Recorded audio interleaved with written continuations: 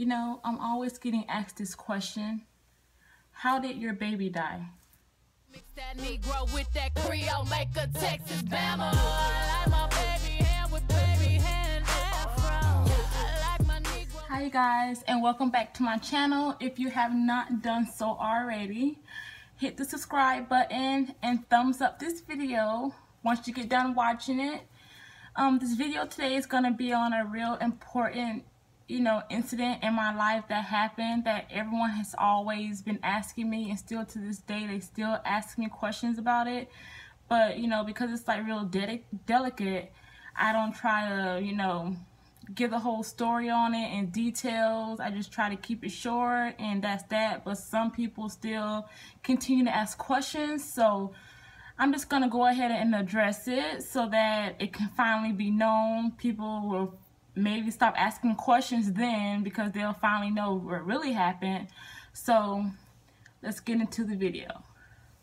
So at age, I was 19, I was pregnant with identical twin girls. I named them Callie and Kylie. I was stuck in the hospital for a week, and they had me on this here medicine that had my body on fire because they was trying to stop the labor because them girls was trying to come out and it was too early. And one day they decided, you've been here for about a week and the baby's heart rates are changing, going up and down, and they're not being as active as how they used to, so we're gonna take you off the medicine. So they unhooked me from the machine, they took the medicine off, and they just decided, we're just gonna keep on coming. So October 27th, I was 31 weeks and 4 days. I ended up giving birth to Callie and Kylie. That was like the happiest day of my life. Like, you guys don't understand like what true love is, love at first sight, until you have kids. So they had to stay in the NICU. They both were only 2 pounds 15 ounces each, and I was in a whole different city away from my parents. I was like 3 hours away from my hometown. My mom came, my siblings came. Everyone else, they couldn't make it because it was so far away, but eventually they made their way there. But I was still in college, still enrolled. My teachers were aware that I was capable of giving birth at any time, because twins don't stay the whole 40 weeks. So my original due date was on Christmas Day, December 25th, but I ended up giving birth October 27th. Callie came at 11:34, and then Kylie came at 11:52. I did not have a C-section. I just pushed them out. Yes, I did get an epidural, because before I even had them, I heard someone in the room next door screaming at the top of her lungs, so I was terrified. And to be honest, the contractions didn't hurt. To me, they felt like period cramps, and period cramps I can handle with no problem. Some people say that I love pain or something, but anyways, they had to stay in the NICU until they got bigger. So they were hooked up to all these here different cords that was hooked up to them. They were closely monitored, and everything was going good. I was staying at the NICU every single day from morning to night, like with them, keeping a close eye on them, doing skin to skin with them. I was pumping my breast milk for them to have to eat, and just all of a sudden I was there one night getting ready to leave. It was like around 5, I want to say like 5:35 in the afternoon. I was at the NICU getting ready to leave, and all of a sudden I was holding Kylie, getting ready to put her back in her incubator, and she just started throwing up all of the breast milk. She wasn't holding anything down. I stayed there until her next feeding. They didn't even feed her because they were waiting on the doctor, so they say, but the doctor never showed up. And she ended up getting worse. We had to transfer her to another hospital. I stayed there, signed papers so that they could do everything they needed to do to try and save her life. Like, I did not want to give up on her at all, you know, but there was nothing else that they could do. So I ended up, you know, they ended up coming into the room that I was waiting in while they were working on her, and they told me, you know, there was nothing else they can do for her. And, you know, she ended up passing, according to them, from necrotizing enterocolitis. You guys can look it up and figure out what it is, but to be brief about it, it's what premature babies get, you know, when they're preemies, because, you know, they're not fully developed, and their intestines basically turn black because there's like no oxygen coming through and blood coming through. So, you know, they just die. Her intestines just died. So they wasn't able to repair them or nothing, and because of that, you know, she ended up passing. They let me hold her while she was still alive and breathing. They had to put saline, they had to keep putting it in her for adrenaline to keep her heart beating, and doing CPR. Like, that's how bad the situation was. And like, they let me hold her, and she ended up passing in my arms. She ended up passing in my arms, and like, that was the hardest day for me. I didn't know what else to do. I felt like my heart was like ripped out of my chest. Like, it was really hard for me to deal with.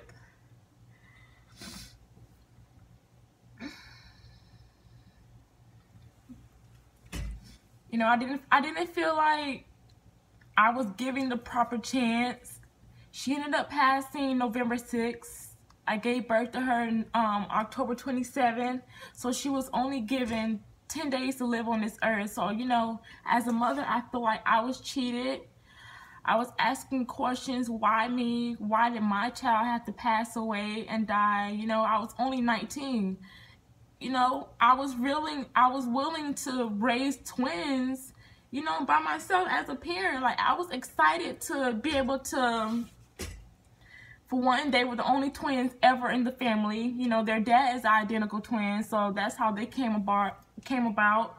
But I just felt like I was just cheated the opportunity to raise both of them. You know, no one wants to go into a hospital pregnant with 2 kids and coming home with only 1.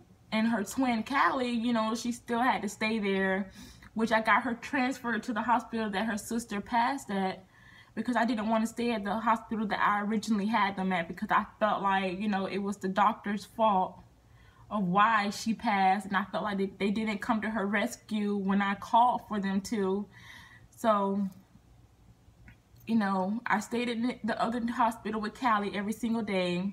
I just didn't care about school no more, because my kids were my #1 concern. So I stayed there every single day until she got released. I actually got Cylee cremated.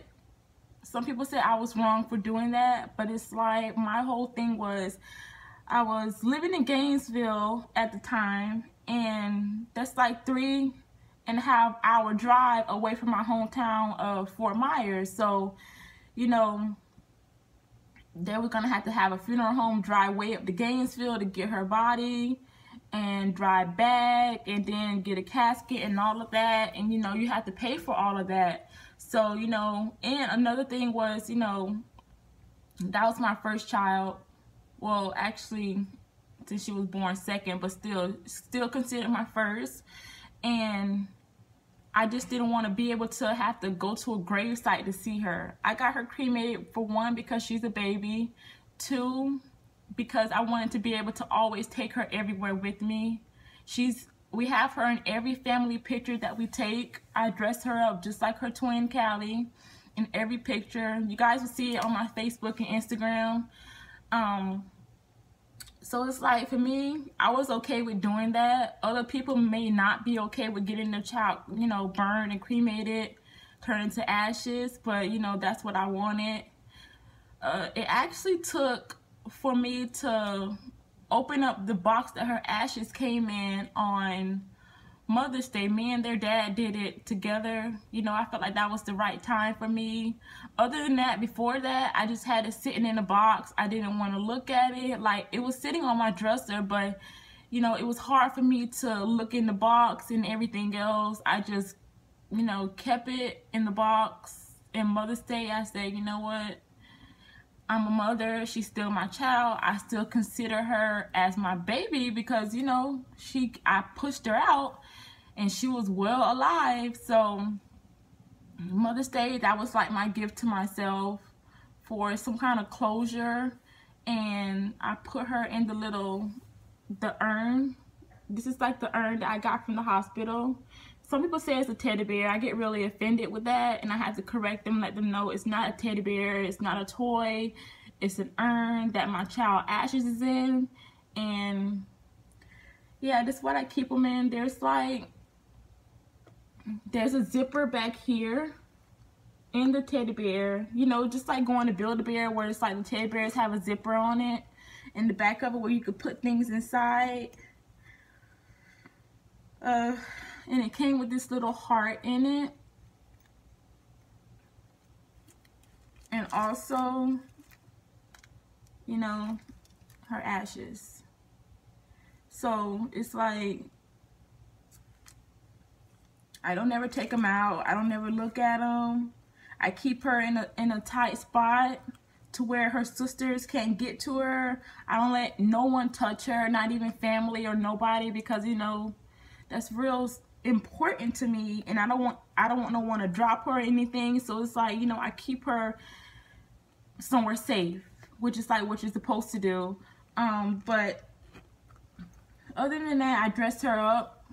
I always buy 3-month clothing for her, and she dresses up just like her twin Callie. And the hospital actually gave me this. The cremation I didn't have to pay for. You know, there was a funeral home that does it for the parents of the hospital who, you know, loses a child, and they'll cremate your child for you for free, you know, as their condolences and whatever. I also was given a keepsake for her. I'll unbox that and let you guys see what's inside of it. I'm not going to show you guys like every detail, but, you know, I'm just going to show you guys certain things. And this I keep wherever I place Kylie at. It's where I keep her keepsake at. So we're just going to get into the first small bag. And like, this is the same exact packaging as it came from the hospital and everything. This is the blanket that the hospital gave me that, you know, she had in her incubator. I keep that in the tight spot. And, you know, this was placed on her also while she was still in her incubator, you know, for the vitals and everything. This is like a picture book. So, like, it opens up and they did her handprints and her footprints for me. So this is her handprints. And this is her handprints and her footprints. And they actually, like, I was there. They did this personally once she passed. They did it with some kind of mask mold. Yeah, it has the directions, everything of how they did it. And yeah, here it is again. They placed her feet on it and her hands on it.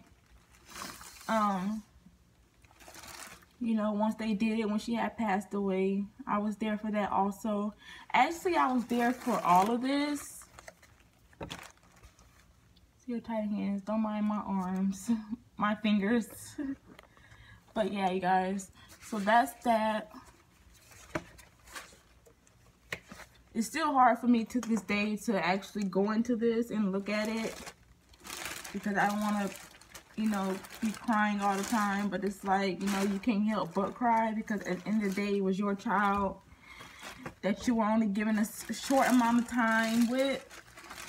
And this is her pumpkin that the NICU made for her on Halloween. So, you know, she was there for Halloween still.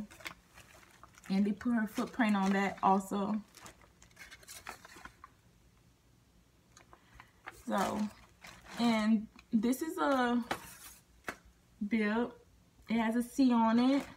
And then this is her onesie that she never got to wear, that my godmom made one for her. You see, it says Kylie on it. And then her twin has the same exact one, but hers say Callie on it.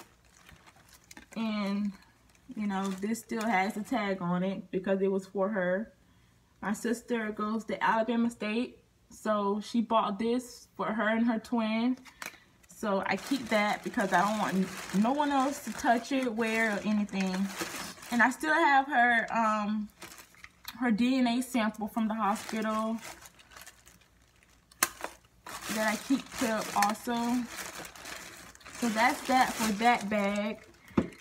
Now let's get to the next one. The next one, you know, that one is like more personal. It has like more stuff in it.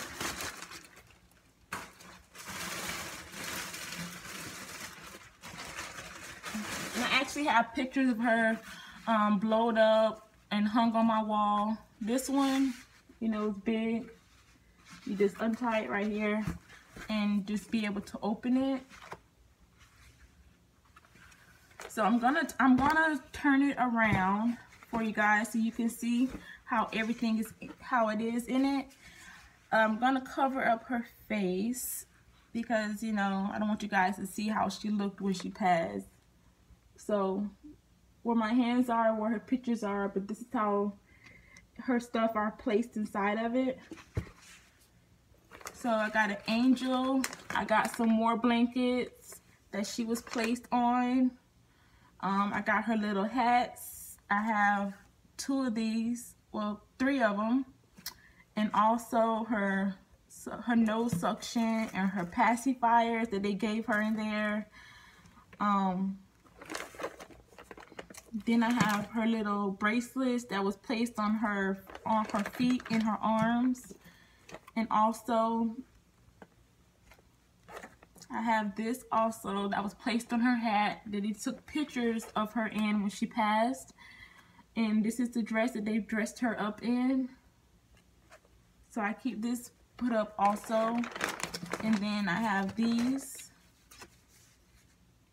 I'm gonna eventually hang these up around my house really high. And also I have some pictures of her that they took when she passed away that, you know, I prefer not to look at. So yeah, like that's all that's in her keepsake box. So I don't want to think that I was like everyone else, just gave up on my child, or she got taken by the state or something like that. Like, no, you know, I just had them early. She was the one that ended up hitting a milestone that premature babies get. You know, they said that I guess 1 out of 4 babies that are premature get necrotizing enterocolitis, and you know, hers was stage 3. You know, once it gets to that far, you can't fix it. And actually her twin Callie, when I moved her to the new hospital, she ended up getting it also, but because they caught it early by seeing blood in her poop, they were able to put her on antibiotics in a higher level NICU that's like real severe, where they have to like really watch the babies more closely. They were able to catch it, and she was able to bypass it and everything. It went away, and she was back to the normal NICU. She was there until like December, the beginning of December, she got released, and she was able to come home. So I know it's a lot of parents and a lot of people that I went to high school with that, you know, gave birth to their child, or their child was stillborn or died inside of them as it was growing. And, you know, they basically didn't even get to spend the time that I was able to spend with my child. So, you know, at least I was grateful for that, for God giving me that opportunity to spend with her. I just wish, you know, he didn't take her away from me. So that's it for the video on that incident. Not too personal. As far as details, I didn't make it long. I made it short and brief, let you guys knew the basics of what exactly happened and as why. So hopefully you guys, you know, finally understand what exactly happened, and you know the story and the truth behind it. And I actually created a scholarship foundation for a student that's pursuing the neonatal or pediatric field, so that, you know, and I named it after her, the Cylee Hopkins Foundation. So I'm going to be getting all the details for it so people can apply for it. I don't know if I'm going to do 1 or 2 people that are going to be able to win it, but as of now, that's what it is. I will have more details on my website for you guys, and also our Instagram. You can check out Cal and Kai & Co. for more details, or to, you know, keep up with it, so that when it is finally ready for you guys to apply, you guys can apply. So yeah, and Miss Cylee here. So thank you guys for watching my video. Make sure you guys like and subscribe. You guys will be seeing more videos of me doing hair videos and tutorials. You guys will see her siblings and me bonding with them and doing motherly things with them. And you know, if you guys ever hit this here point in your life where you lose a child, you know, until you finally realize the message that God was trying to send to you, or the reason of why he did what he did, you're not going to be able to heal and understand it. So that's what it took for me, was for me to basically see what he was trying to tell me, which is basically, you know, I wasn't ready and prepared to raise 2 kids by myself. So, you know, he did bless me with another baby, Miss Kaya. So, you know, I have her and Callie now. I still count Kylie. So, you know, just keep your head up, stay strong, stay positive. Don't be around moping and stuff. You know, you're gonna mope and cry a lot until time goes by and stuff. But later on in life, you guys will see why God did what he did. So thank you for watching this video. I hope it helped people get an understanding. And if you was in my shoes before, I hope it gave you some kind of peace and closure and understanding of the situation that happened. And, you know, hopefully you'll be able to get blessed with another blessing that things will be better at and you'll actually be able to keep. But thank you guys for watching. Bye.